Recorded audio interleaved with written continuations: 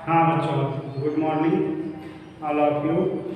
अब आप लोग 11th क्लास केमिस्ट्री का जो चैप्टर शुरू किया गया था, कार्बनिक यौगिक के मूल सिद्धांत और तकनीक, तो उसमें IUPAC नोमेनक्लेचर आपको बताया जा रहा था।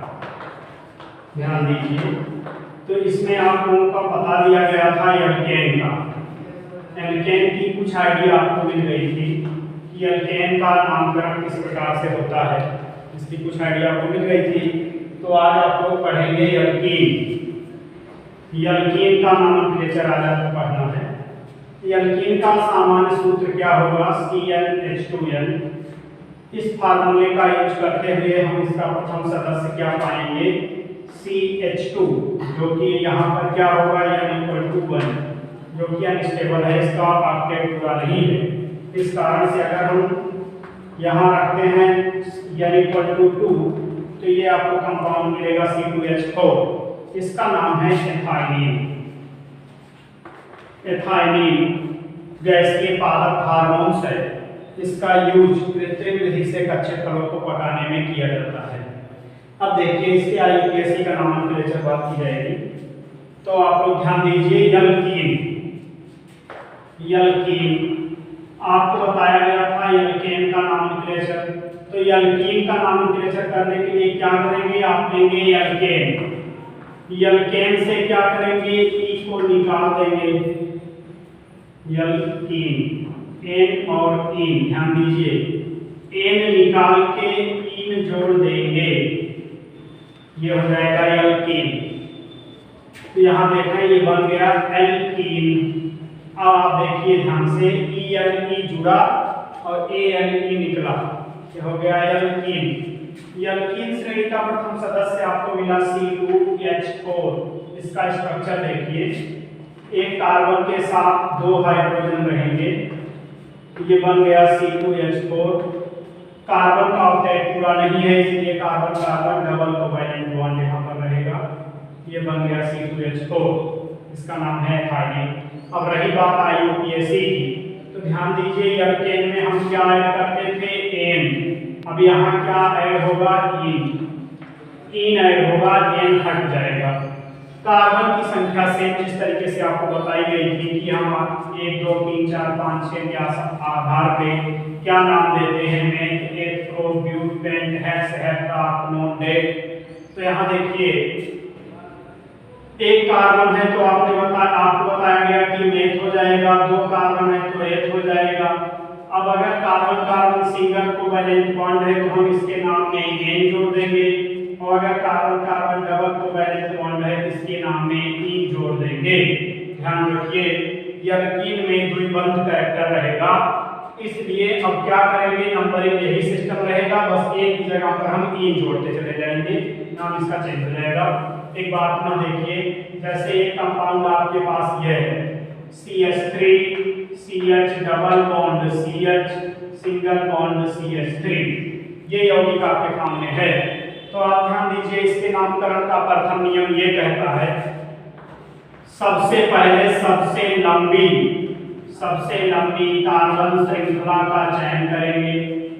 सर्वप्रथम सबसे लंबी कार्बन श्रृंखला का चयन करेंगे। सेकेंड स्टेप में है कि अंकन, यौगिक में अंकन उस सिरे से करेंगे जहां से डबल बंध क्या होगा? नजदीक होगा। यौगिक के नामकरण में ध्यान रखेंगे कि कार्बन की श्रृंखला में उपस्थित कार्बन परमाणुओं का अंकन उस सिरे से करते हैं जहां से द्विबंध नजदीक होगा। अब क्या करेंगे? अंतिम में क्या करेंगे कि कार्बन की संख्या गिनने के बाद यानी कि इन जोड़ देंगे। ये एल्कीन श्रेणी का जो एल्कीन का कंपाउंड होगा उसके नामकरण लिखने की एक विधि है। सबसे लंबी कार्बन श्रृंखला को चयन कर लेंगे, फिर अंकन उस सिरे से करेंगे जहां से द्विबंध हमको नजदीक पड़ेगा, और फिर अंतिम में क्या करेंगे? कार्बन की श्रृंखला में उपस्थित सभी कार्बन परमाणुओं की संख्या को गिनकर इन जोड़ देंगे। अब इस कंपाउंड को देखिए, ये कंपाउंड आपके सामने है, तो इसमें देखें 4 कार्बन है, तो 4 कार्बन में जो द्विबंध की स्थिति है, अगर आप लेफ्ट टू राइट इसका नंबरिंग करते हैं 1 2 3 4, तब भी देखते हैं कि कार्बन नंबर 2 पे डबल बॉन्ड है और इस तरफ से करते हैं 1 2 3 4, फिर भी देखते हैं कार्बन नंबर 2 पे डबल बॉन्ड है। तब आप स्वतंत्र हैं इस कंडीशन में कि आप चाहे जिस तरफ से नंबरिंग कर लें, दोनों तरीका सही होगा। अब मान लीजिए हम लेफ्ट टू राइट चलते हैं, तो कार्बन नंबर दूसरे पे द्विबंध है। हमने आपको बताया था कि डबल बॉन्ड के कारण क्या जोड़ना हमको भी सबसे लंबी कार्बन श्रृंखला का चयन करेंगे, तो लंबी कार्बन श्रृंखला हमारी लेफ्ट टू राइट 4 कार्बन की है। तो 4 कार्बन के लिए वर्ड क्या यूज किया जाता था? ब्यूट यूज करते थे। अब आप यहाँ ध्यान दीजिए, ब्यूट हुआ 4 कार्बन का, अगर इसमें सिंगल बॉन्ड होता तो हम ब्यूट में एन जोड़ देते, नाम हो जाता ब्यूटेन। अब इसमें डबल बॉन्ड है, हमको एन जोड़ना है, तो क्या लिखेंगे? आप लिख लेंगे ब्यूटीन लिख लिए। अब वो द्विबंध किस कार्बन पे लगा है? तो दूसरे कार्बन पे लगा है, तो लिख देंगे ब्यूटीन 2, या फिर एक नाम और लिख देते हैं कि ब्यूट 2इन। ये दो तरीके से संभव है, चाहे ब्यूटीन 2 लिखा जाए या ब्यूट 2इन लिखा जाए। और देखिए एक एग्जांपल और देखिए, जैसे यहाँ देखें ऐसे दिया गया है कि CH3 CH double bond CH single bond CH2 single bond CH3। अब आप लोग यहाँ देखिए, फिर से देखिए, सबसे लंबी कार्बन श्रृंखला का चयन करिए। आपके पास एक ही चेन है, इसमें कहीं कोई साइड चेन जुड़ी नहीं है। अब दूसरी कंडीशन क्या है? द्विबंध वहां से नंबरिंग वहां से करेंगे जहां से डबल बॉन्ड नजदीक होगा, तो यहाँ से कर रहे हैं 1 2 3 4 5, 5 कार्बन की सीरीज है, और इधर से कर रहे हैं 1 2 3 4 5, 5 कार्बन की सीरीज है। लेकिन तरीका कौन सा सही होगा? लेफ्ट टू राइट चल रहे हैं, कार्बन नंबर 2 पे डबल बॉन्ड है, और राइट टू लेफ्ट आ रहे हैं, कार्बन नंबर 3 पे डबल बॉन्ड है। कंडीशन इसकी क्या है कि द्विबंध जहां से नजदीक पड़ेगा वहां से हम नंबरिंग करेंगे। तो यहाँ देखिए, इसलिए हम राइट टू लेफ्ट नहीं आएंगे, क्योंकि इधर से आने पर द्विबंध की दूरी बढ़ जा रही है। इसलिए अब क्या करेंगे? लेफ्ट टू राइट चलेंगे। तो लेफ्ट टू राइट में देखिए, कार्बन नंबर 2 पे डबल बॉन्ड है, कार्बन की चेन में 5 कार्बन है, तो सबसे पहले आप लिख लेंगे पेन 5 कार्बन के लिए। अब हमने बताया कि नाम में क्या जोड़ना है? इन, तो लिख लेंगे पेंटीन। अब द्विबंध किस कार्बन पे है? तो दूसरे पे है, तो पेंटीन 2 या पेंट 2 इन, ये नामकरण हो गया। अब देखिए और तरीका देखिए, जैसे एक कंपाउंड ये है, इसको देखो ऐसे मिल जाए आपको CH3 single bond CH single bond CH3, फिर सिंगल बॉन्ड CH2, फिर single bond CH double bond CH2। अब यहाँ पर आप देखिए क्या करेंगे, यहाँ भी कंडीशन क्या है कि एक साइड चेन है, नीचे की तरफ एक ग्रुप लगा हुआ है। आपको पूर्व वीडियो में बताया गया था कि इसको क्या नाम देते हैं? Alkyl group. ये कब प्राप्त होते हैं? जब एल्केन से एक हाइड्रोजन निकाल दिया जाता है, तो एल्किल मिलते हैं। अब यहाँ भी कंडीशन क्या करें? नंबरिंग यहाँ से होगी जहाँ से द्विबंध नजदीक है। अब आप देखिए, कार्बन नंबर 5 पे CH3 ग्रुप लगा है, और CH3 का नाम क्या बताया गया था पहले? मेथिल। तो ये कार्बन नंबर 4 से लगा है, तो क्या लिखेंगे नाम में? 4 मेथिल। अब 5 कार्बन है, तो सीधे सीधे नाम लिख लें पेंटीन, 4 मेथिल पेंटीन।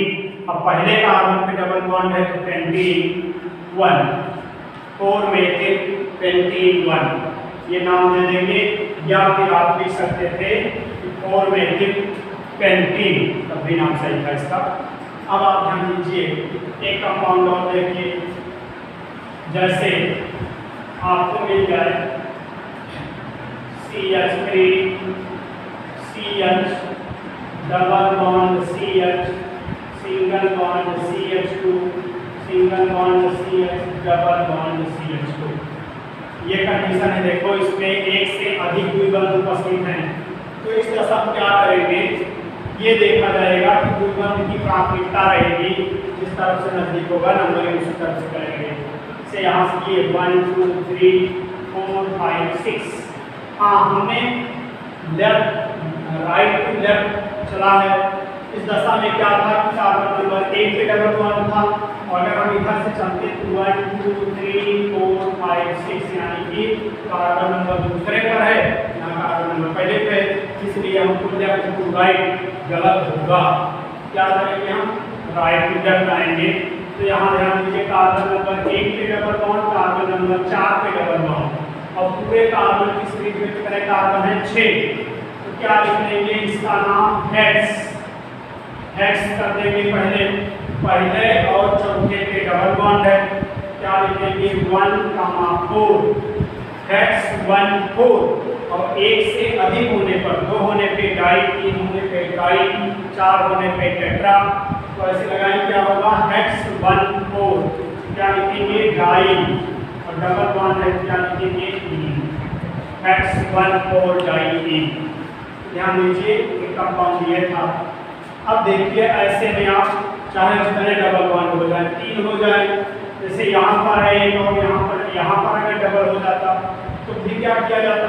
तब यही क्या कर लेते? पहले पर, तीसरे पर और चौथे पे डबल बॉन्ड है, तब क्या कर लेते? हाँ यहाँ देखिएगा फार्मूला इसका, यहाँ बैलेंस नहीं से हो पा रही है, तो क्या करेंगे? देखिए कोई और कंपाउंड देख रहे हैं, देखें ऐसे देखिए जैसे CH3 CH double bond CH, single bond CH2 CH double bond CH, फिर single bond CH2 double bond CH2।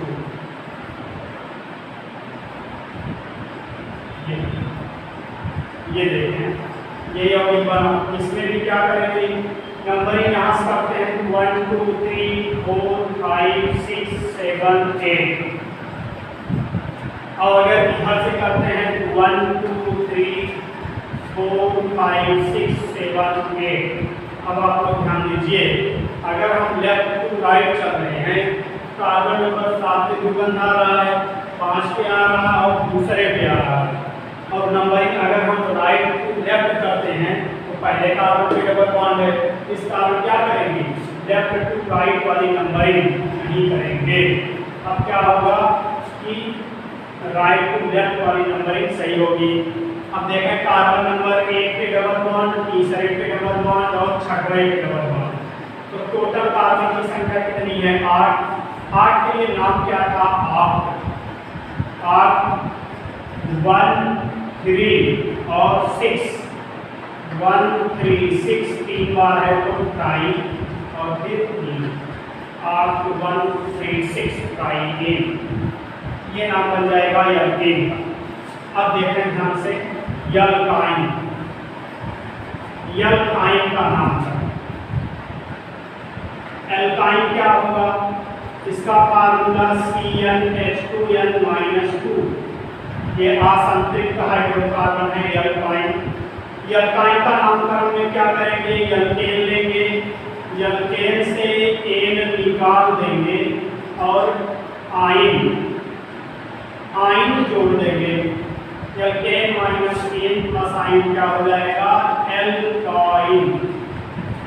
ये एल्काइन आ गया इसका नामकरण। अब इसमें क्या होगा कि इसमें त्रिबंध उपस्थित होगा, तो त्रिबंध के कारण क्या करेंगे? इसमें आइन जोड़ देंगे एन निकाल के।